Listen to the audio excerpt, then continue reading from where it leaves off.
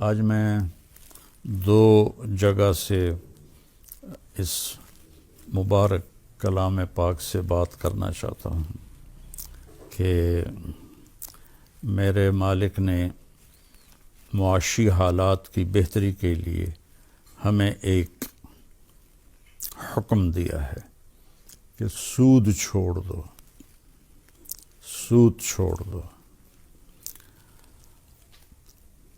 جتنی کوئی کوشش کر لے، جب تک سود نہیں نکلے گا معیشت سے، اکانومی سے، کبھی بھی کوئی ملک فلاح نہیں پا سکتا۔ امریکہ جیسا ملک کھربوں ڈالر کا مقروض ہے، اور تیل والے ملکوں میں بھی غربت انتہا درجے کی ہے۔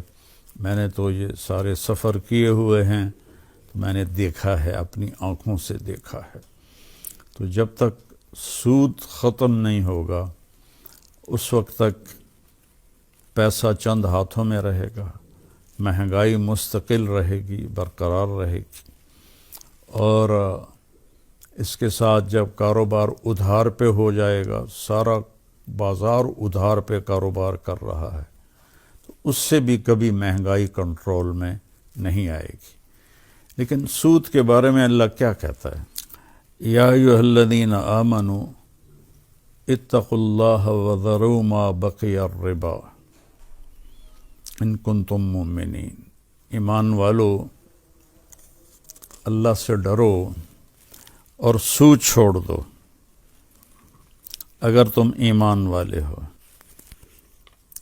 فَإِنْ كَانَ ذُو عُسْرَةٍ فَنَظِرَةٌ إِلَىٰ مَيْسَرَةٍ۔ اپنا اصل قرضہ واپس لو اور سود کو چھوڑ دو، اور اگر تمہارا مقروض آدمی تنگ دستی میں ہے، فَنَظِرَةٌ إِلَىٰ مَيْسَرَةٍ، پھر اسے اچھی مہلت دو کہ وہ کر سکے، ادا کر سکے۔ چند دن پہلے میرا ایک جاننے والا تھا، وہ KPK سے آیا، 5 لاکھ کسی کا دینا تھا، تو اس نے دیر کر دی، غریب آدمی ہے، نہیں دے سکا، تو انہوں نے اس کے بیٹے کو اغوا کر لیا اور دھمکی دی کہ اگر فلاں دن تک پیسے نہ دیے تو ہم تیرے بیٹے کو قتل کر دیں گے۔ ایک ہی اس کا بیٹا تھا۔ وہ پھر بھاگا میرے پاس آیا روتا ہوا۔ میں نے اسے دے دیے 5 لاکھ کہ اپنے بیٹے کی جان بچاؤ۔ تو میرا اللہ کہہ رہا ہے ان کان ذو عسرۃ فنظرۃ الی میسرہ، اگر مقروض کو تنگی ہے تو اسے مہلت دو یہاں تک کہ وہ آپ کو ادا کر دے۔ ان تصدقوا خیر لکم، اور اگر اسے قرضہ ویسے ہی معاف کر دو تو یہ تمہارے لیے بہت ہی بہتر ہے۔ میرے نبی صلی اللہ علیہ وسلم نے آخری حج آخری خطبہ میں فرمایا کل ربا الجاہلیت موضوع، اور ایک روایت میں آتا ہے کہ تحت قدمی ہاتین، زمانہ جاہلیت کا جتنا بھی سود چل رہا تھا وہ میرے قدموں کے تلے دفن ہو گیا، آج کے بعد کوئی سود نہیں ہوگا، لا ربا، اصل مال ہوگا، سود نہیں ہوگا۔ حضرت عباس رضی اللہ، اور سب سے پہلے میں اپنے چچا عباس بن عبد المطلب کا سود معاف کرتا ہوں۔ عباس بن عبد المطلب رضی اللہ تعالی عنہ، جن کے مشہور بیٹے ہیں عبداللہ بن عباس اور فضل بن عباس اور قسم بن عباس، عبید اللہ بن عباس، وہ ایک بینک تھے، پورے حجاز میں ان کے مقروض موجود تھے، اور بہت بڑا ان کا سلسلہ تھا سود کا۔ تو جب انہوں نے سنا کہ اللہ کے نبی نے فرمایا کہ میں اپنے چچا کا سود معاف کرتا ہوں، تو انہوں نے آگے کہا کہ میں اب اپنا اصل بھی معاف کرتا ہوں، کہ میرے نبی نے سود معاف کیا، میں اصل بھی معاف کرتا ہوں۔ اس کے نتیجے میں کیا ہوا کہ حضرت عباس کی اولاد کو اللہ نے 524 سال اسلامی سلطنت کا مالک بنایا، اور 524 برس انہوں نے حکومت کی، 132 ہجری سے لے کر 656 ہجری تک بنو عباس، حضرت عباس رضی اللہ عنہ کی اولاد کی حکومت رہی۔ تو اب اللہ تعالیٰ فرماتا ہے کہ یمحق اللہ الربا ویربی الصدقات، اللہ سود کو مٹاتا ہے، گھٹاتا ہے، اور صدقات کو بڑھاتا ہے۔ پھر اس کے بعد پھر ایک دھمکی ہے کہ ومن عاد فاولئک اصحاب النار ہم فیہا خالدون۔ اب میرے منع کرنے کے بعد بھی جس شخص نے سود لیا وہ جہنمی ہے اور اس میں ہمیشہ رہے گا۔ حالانکہ ایمان والے جتنا بڑا گناہ ہو، شرک نہیں ہے تو ہمیشہ نہیں رہیں گے، نکال دیے جائیں گے، لیکن سود کھانے والا، دینے والا نہیں، سود کھانے والے کو اللہ نے اتنی خوفناک دھمکی دی ہے کہ تجھے بھی جہنم میں پھینکوں گا کافروں کی طرح، اور تو ہمیشہ اس میں جلتا رہے گا۔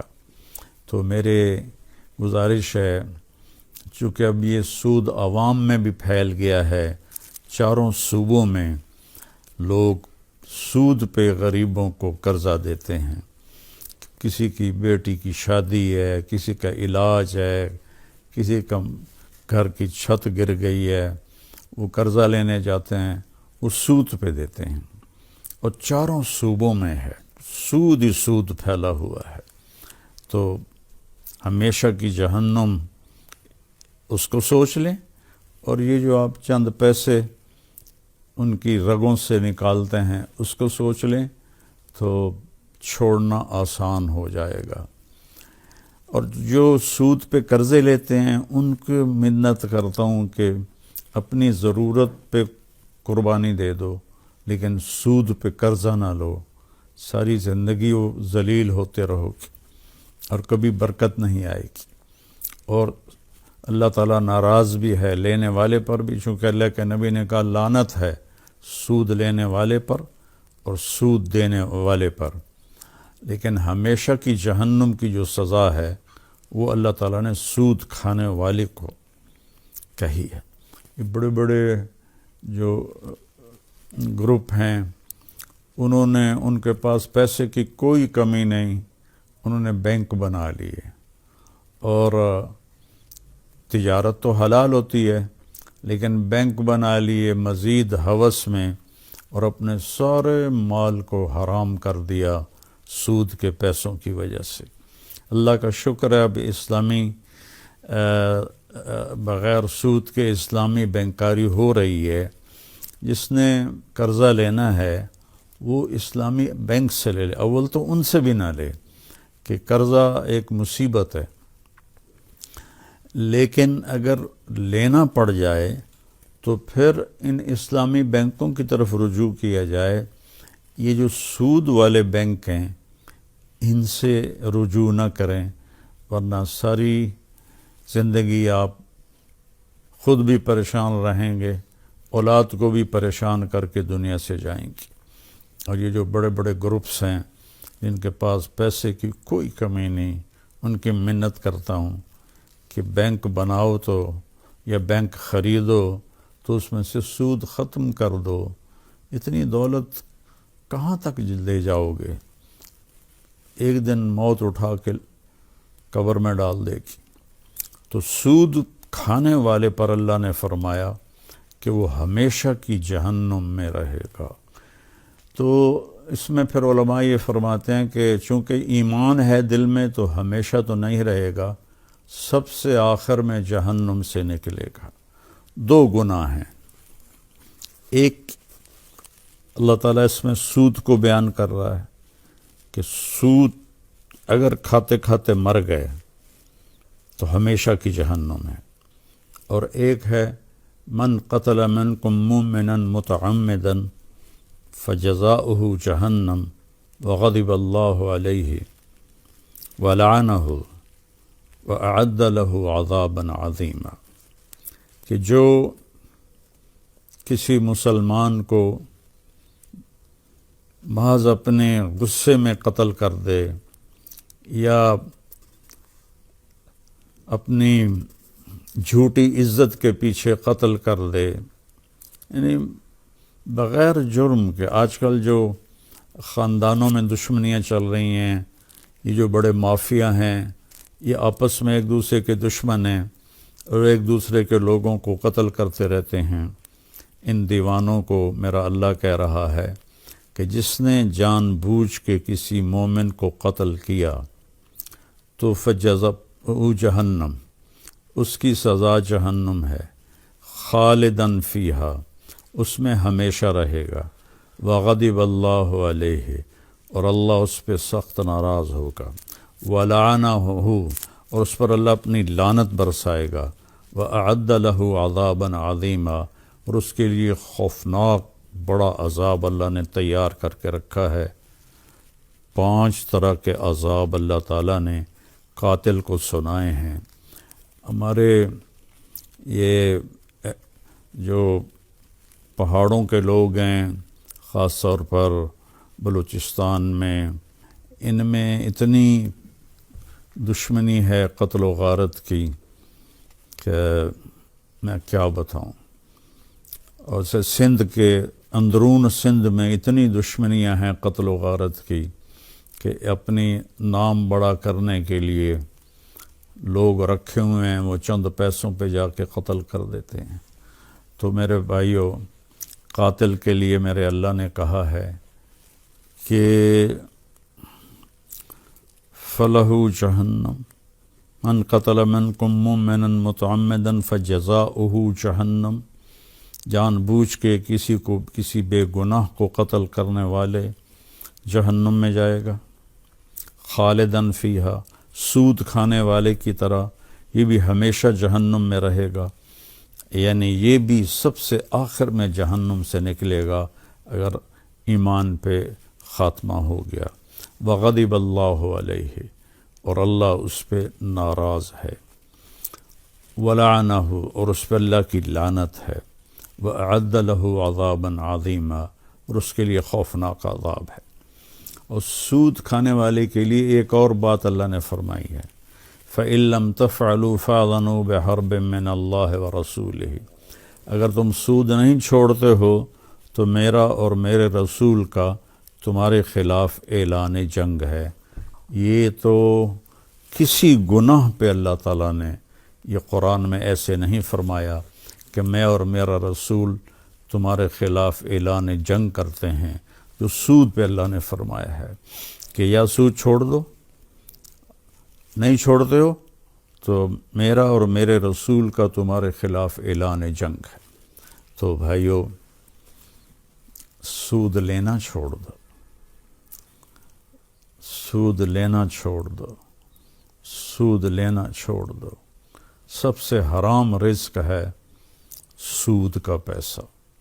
یہ جو یہودی ہیں، یہ آپس میں لین دین میں کوئی سودی کاروبار نہیں کرتے، نہ سود پہ دیتے ہیں آپس میں۔ کسی اور کو قرضہ دینا ہو تو رکھ کے سود لیں گے، لیکن آپس میں وہ بالکل سود پہ کام نہیں کرتے۔ تو یہود نے ہی ساری دنیا کو سود میں پھنسایا ہے، یہ بینک انہی کی ایجاد ہیں۔ تو اللہ کے واسطے، مجھے ایک بہت بڑے کاروباری نے کہا، مولانا صاحب ہم تو بینکوں کے مینیجر ہیں، سارا مہینہ کماتے ہیں اور اٹھا کے بینکوں کو دے دیتے ہیں، چند پیسے ہمیں بچتے ہیں جس پر ہم میاں صاحب کہلاتے ہیں، سیٹھ صاحب کہلاتے ہیں۔ تو یہ کھوکھلی عزت ہے، بناوٹی عزت ہے۔ اور پیچھے آپ دیکھو کہ میرا اللہ کہہ رہا ہے میرا اور میرے رسول کا اعلان جنگ ہے، میرا اللہ فرما رہا ہے کہ اس کے لیے ہمیشہ کی جہنم ہے، اور قتل کرنے والے کو بھی وہ بھی اس ناک کی خاطر قتل کرتے ہیں۔ اور اللہ تعالیٰ 5 عذاب بتا رہا ہے، جہنم بھی ہے، ہمیشہ بھی ہے، لعنت بھی ہے، غصہ بھی ہے، بہت بڑا عذاب بھی ہے۔ تو بھائیو، اللہ کے لیے ایک حدیث یاد آئی، یا داود بشر المذنبین، اے داود گناہ گاروں کو خوشخبری سنا دے، وَأَنذِرِ الصالحین، اور نیک لوگوں کو ڈرا دے میری طرف سے۔ تو داؤد علیہ السلام نے کہا، یا اللہ یہ کیا کہ نافرمانوں کو خوشخبری دوں اور نیکوں کو ڈراؤں؟ کہاں، نافرمانوں سے کہو لا یتعاظم علی ذنب ان اغفرہ، تمہارے بڑے سے بڑے گناہ کو معاف کرنے میں مجھے کوئی مسئلہ پیش نہیں آتا، تم توبہ کرو میں سارے معاف کر دوں گا۔ اور نیکوں سے کہو کہ اپنے اعمال پر فخر نہ کریں، اپنی نیکیوں پر فخر نہ کریں، عجب کا شکار نہ ہوں، اور اوروں کو کمتر نہ سمجھیں، اوروں کو حقیر نہ سمجھیں، بلکہ نیکی کر کے بھی ڈرتے رہیں کہ کسی کو حقیر سمجھنے لگ گئے اور اپنی نیکی کے تکبر میں آ گئے تو ساری نیکیاں ضائع ہو جائیں گی۔ تو اللہ کے لیے معاف کرنا کوئی مسئلہ نہیں ہے، صرف ہم توبہ کر لیں۔ کیونکہ توبہ کے دیکھو نا، اگر جی اللہ آپ پہ بخشش سی، اللہ بڑا غفور الرحیم ہے، جی اللہ سارے معاف کر دے گا، بالکل کرے گا، لیکن بیچ میں توبہ کی شرط ہے، ورنہ تو شمر حسین اگر ایک ہی ترازو میں تلنے ہیں تو پھر یہ کس طرح کا انصاف ہو سکتا ہے؟ کیسے یہ انصاف ہو سکتا ہے کہ آل رسول ذبح بھی ہو رہی ہو اور ذبح کرنے والے بھی بخشے جا رہے ہوں، اور جن کا خون بہہ گیا پاکیزہ خون وہ بھی بخشے جا رہے ہوں؟ ایسا تو نہ کرو نا بھائیو، ایسا تو نہ سوچو۔ اللہ آپ پہ بخشش سے، اللہ بڑا غفور رحیم۔ تو اللہ تعالی ہمیں ان 2 گناہوں سے بچنے کی توفیق نصیب فرمائے۔ سود پہ قرضہ لینے والوں کے سامنے ہاتھ جوڑتا ہوں، نہ لینا قرضہ، نہ لینا قرضہ، نہ لینا قرضہ، سود پہ قرضہ نہ لینا، ورنہ زندگی بھر مصیبت میں پڑے رہو گی۔ اور سود پہ قرضہ دینے والوں سے کہتا ہوں، دیکھو میں ہاتھ جوڑتا ہوں، خوفناک جہنم کی آگ ہے، اس سے بچ جاؤ، یہ چند ٹکوں کے پیچھے ہمیشہ کی جہنم کون برداشت کرے گا؟ اللہ تعالی ہمیں عمل کی توفیق بخشے۔